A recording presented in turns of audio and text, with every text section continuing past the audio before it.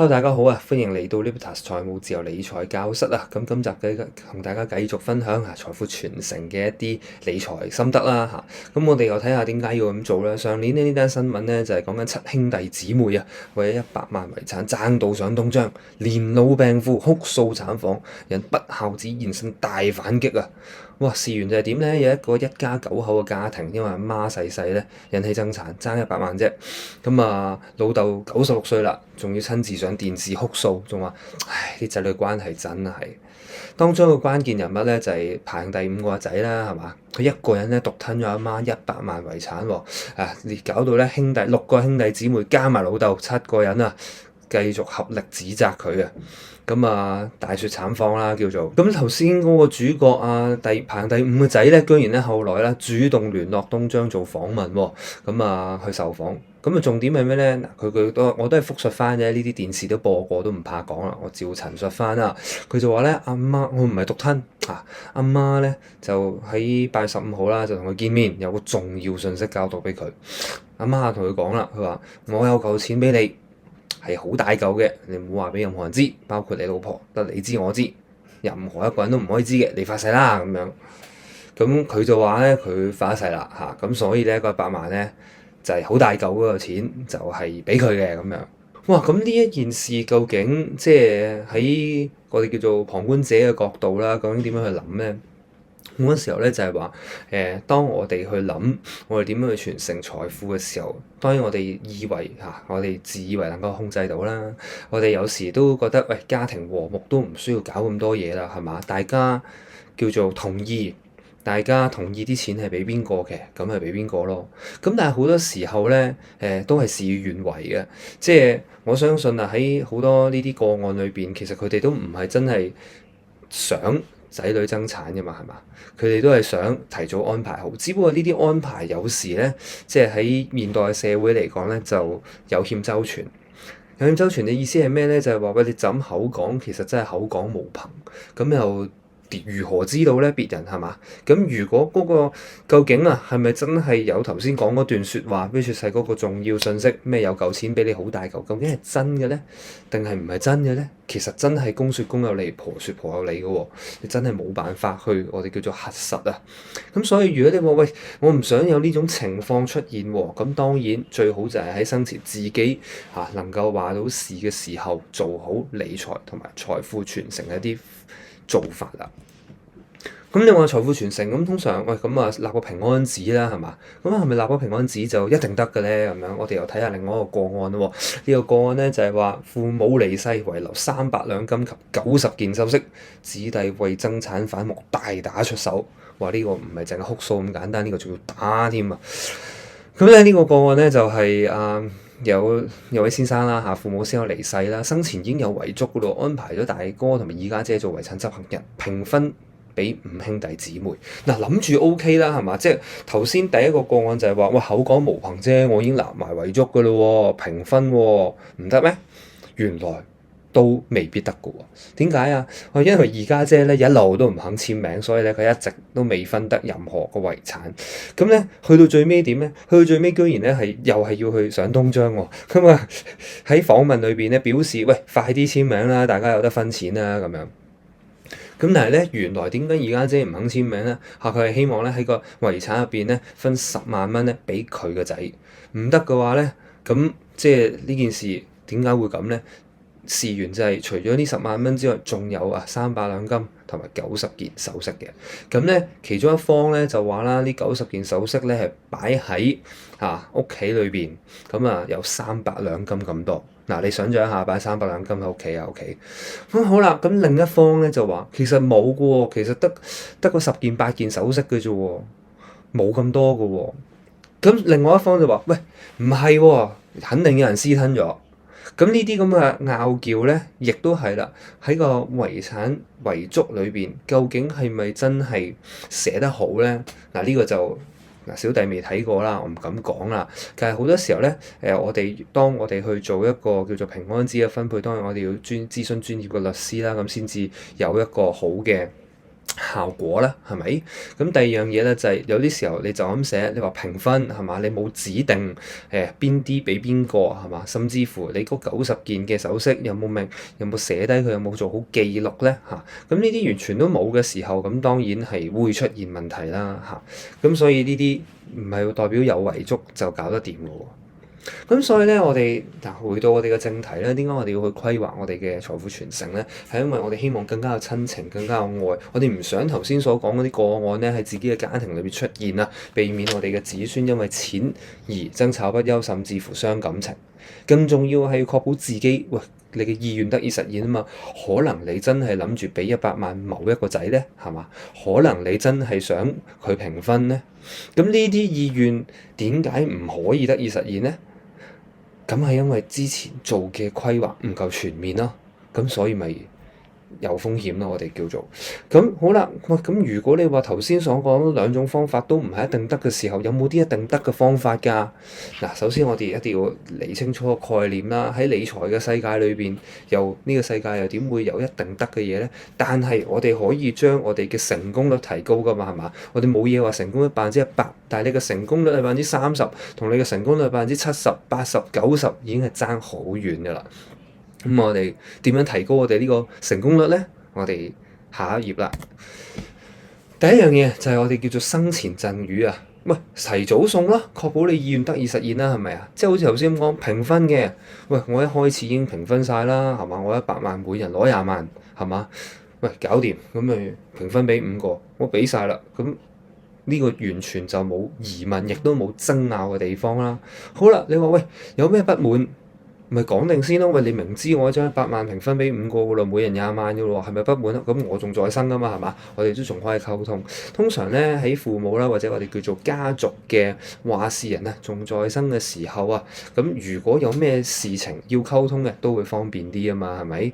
咁好啦，但係生前贈與正所謂有辣有唔辣啦。喂，你分咗俾佢啫，咁仔女不孝咁點算啊？你分咗俾佢，佢唔照顧你，你1蚊都冇。咁你點樣照顧自己咧？咁所以咧，點解喺我哋嘅社會裏邊，儘管我哋知道生前贈與，梗係啦，可以即再生嘅時候送咗俾你，咁已經好好啦。咁但係問題係，事實上點解唔算太多人都會依賴呢個方法咧？係因為都會有一個即係叫做久病床前無孝子嘅風險啊嘛，係咪？咁所以咧，人都係要照顧好自己先得嘅。咁所以此路咧係可以通嘅，但係就唔係話完全通晒啦。咁好咯，無遺囑繼承咯，我咪唔寫遺囑咯，係咪啊？我唔寫遺囑啦嚇，咁啊跟法律咯。咁法律咧就規定啦，係咪啊？你嗰個無遺囑嘅條例咧已經確定咗啦。其實你嘅資產係咪？哇！咁當然視乎翻你有冇仔女嘅狀況啦。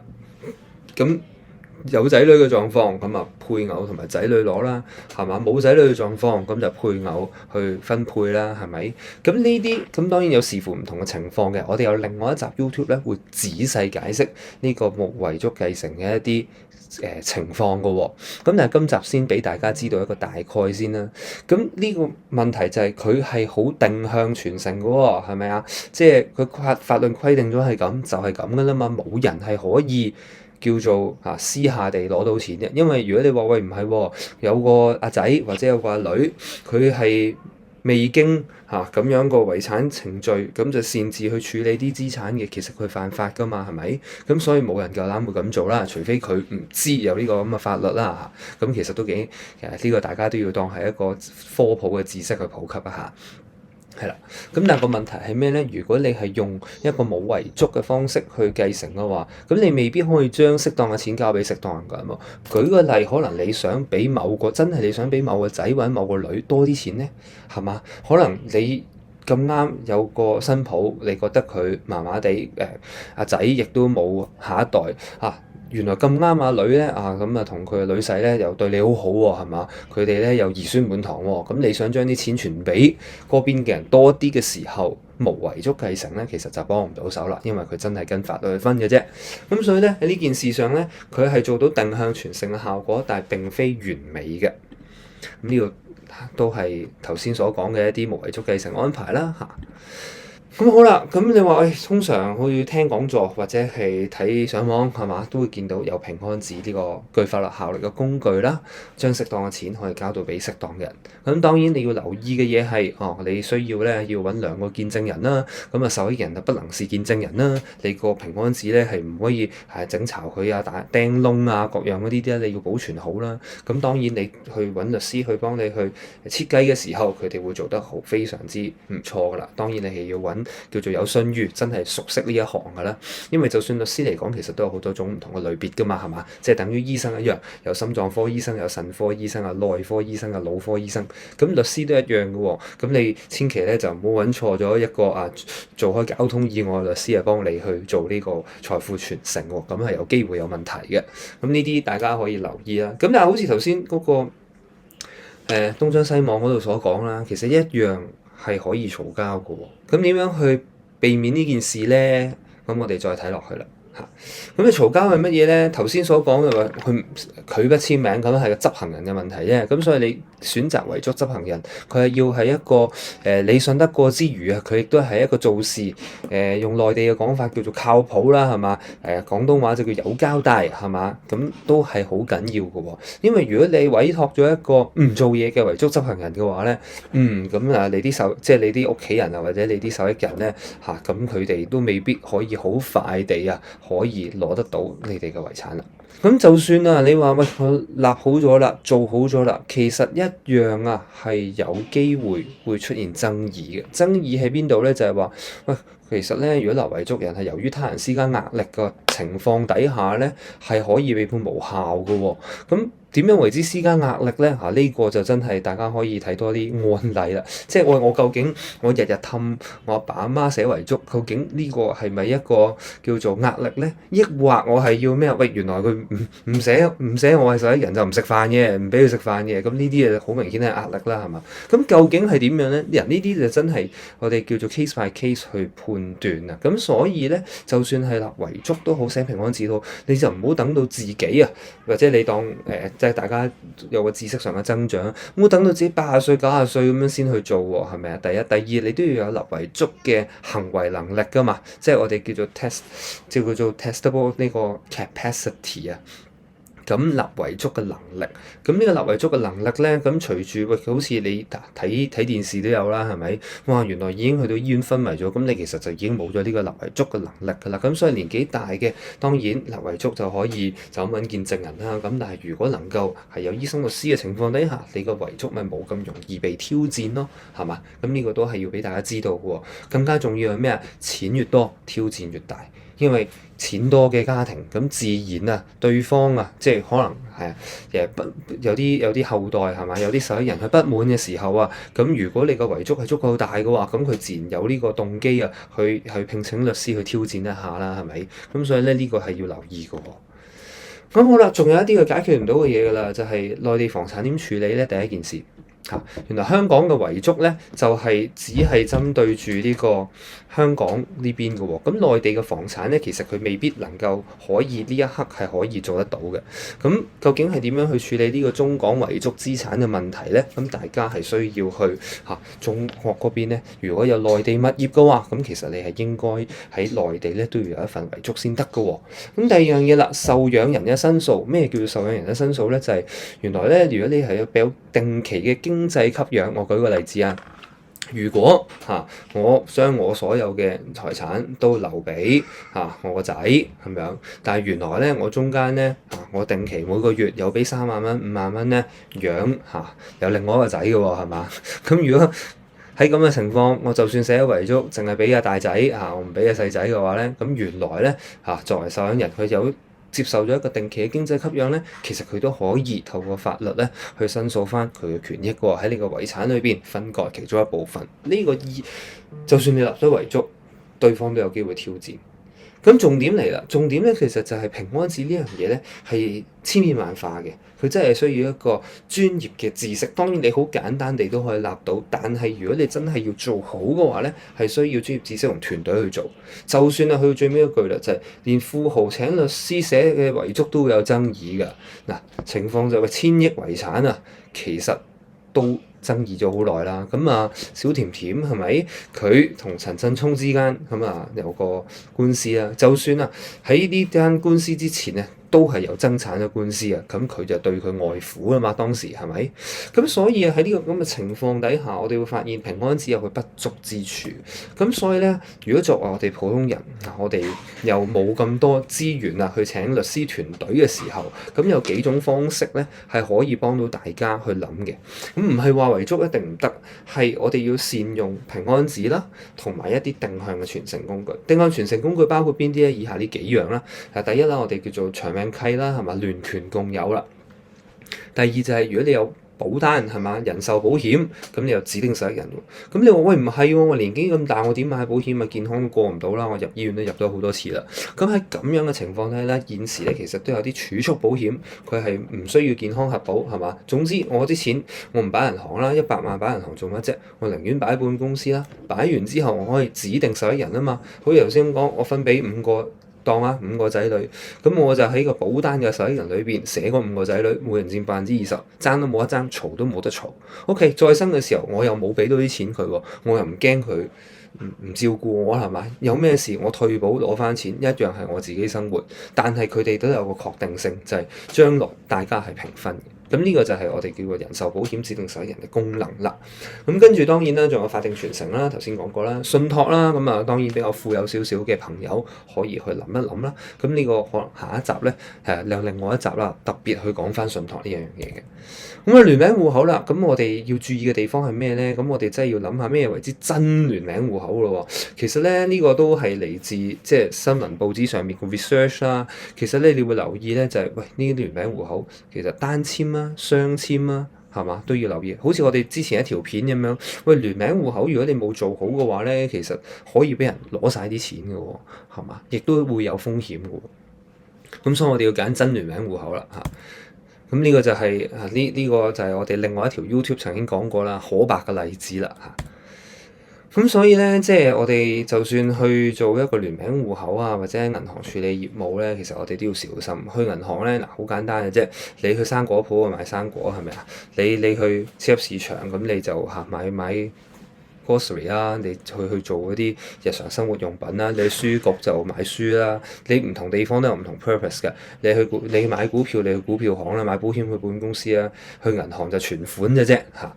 如果你做咗其他嘢，即係好似呢位小姐咁樣啦嚇，佢直頭去銀行攞刀喎，咁攞刀做咩咧？咁佢梗係會俾人拉咗啦，係咪？即係你冇理由喺度舞刀弄槍噶嘛，去到銀行。咁事緣就係咩咧？原來啊，佢啊喺銀行買咗巨額基金，咁啊每個月咧要支付8000蚊供款，佢要 cut 冇得 cut 喎，係咪啊？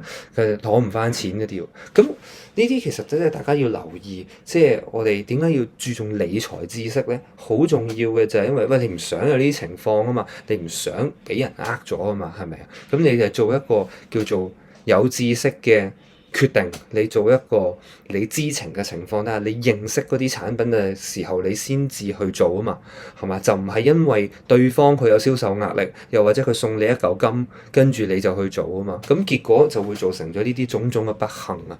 咁所以咧，我哋去做銀行真係小心啲啊！咁你搞個聯名戶口就搞聯名戶口啦。佢同你講我有啲乜乜乜，你哋就慎重考慮，係啦。咁人壽同儲蓄保單啦，頭先都分享過啦，指定受益人咁個保單就唔經遺產嘅，咁所以咧頭先所講個例子啦，100萬係嘛，分做5個，咁啊每人攞20萬，咁就係一個指定受益人啦。佢重點咧就係佢唔經遺產嘅意思，就係話佢根本都唔需要經過頭先所講嗰個咩遺囑執行人嗰個程序啊，又或者遺產管理人嗰個程序啊，基本上咧就係有死亡證係嘛，填好表格去保險公司，跟住1個禮拜攞錢啦，攞錢個支票抬頭直接俾受益人嘅，咁根本唔使爭，亦都唔需要經過嗰個遺產管理人，更加就唔需要有頭先所講，喂有唔知其中嘅兄弟姊妹唔願簽名攞唔到錢喎，冇呢個問題。係嘛？因為根本都唔使佢簽名。OK，咁呢個第一個啦。第二個啦，咁你話喂唔係喎，我下下都要叫做唔喺度嘅時候先傳承俾佢哋，有冇一啲方法啊係可以做埋送贈嘅效果咧？係得嘅喎。其實咧，人壽儲蓄保單咧係可以做到更改持有人去完成送贈嘅，即係我在生嘅時候已經可以改個 owner 持有人改俾仔女，咁就已經送贈咗啦，係咪？咁所以咧，其實呢個係一個叫進可攻退可守嘅方法。儲蓄保單就係喂進可攻嘅，我就係可以自己有個財富嘅增值，照顧我年老嘅收入。好啦，去到咁上下，我想送俾仔女嘅時候，而家嘅保單好犀利嘅，佢有啲分割保單嘅功能，即係一張保單可能我割開變咗3份，咁呢3份咧各自有唔同大細都冇問題嘅，咁我咪俾可能3個仔女咯，係嘛？咁我唔想在生嘅時候俾佢，咁我就透過指定11人就身故之後先俾佢。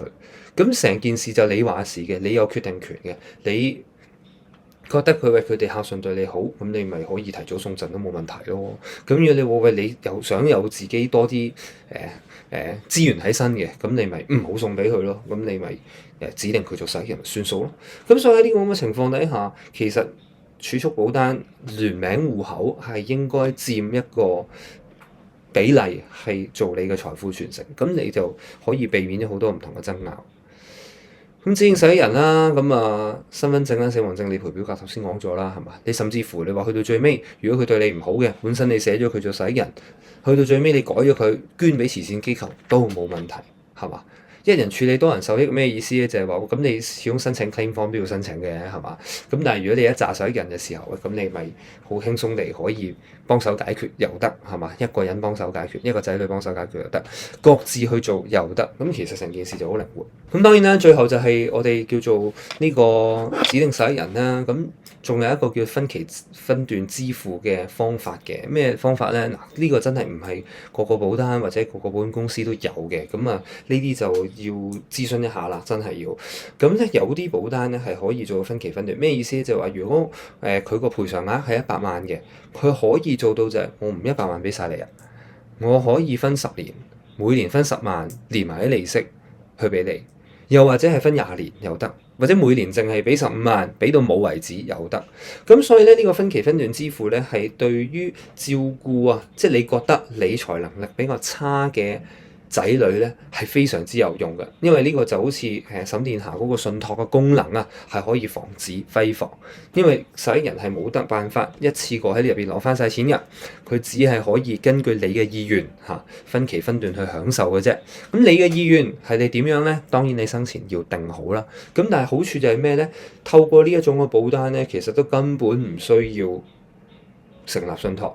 成立信託可能大家都會哇呢啲有錢人嘅玩意，其實都唔使嘅。你透過一個保單裏邊嘅分期分段支付同埋指定11人嘅單一信託功能咧，你已經可以做到真係沈殿霞嗰種信託嘅一模一樣咁樣嘅效果都得。咁所以咧，呢個係值得大家留意嘅。咁最後啦，咁少少總結啦。總結就係，如果我哋要做好財富傳承嘅，咁我哋真係要諗一諗，究竟有啲咩方法？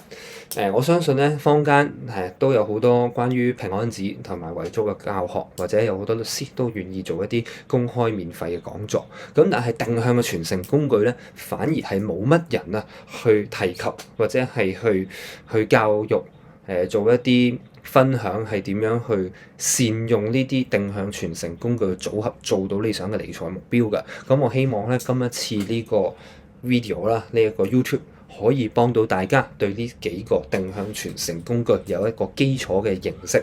咁如果將來仲想了解多啲嘅，歡迎留言啦、inbox 啦，我哋大家可以交流多啲，好嘛？今集時間嚟到呢度，下次再見，拜拜。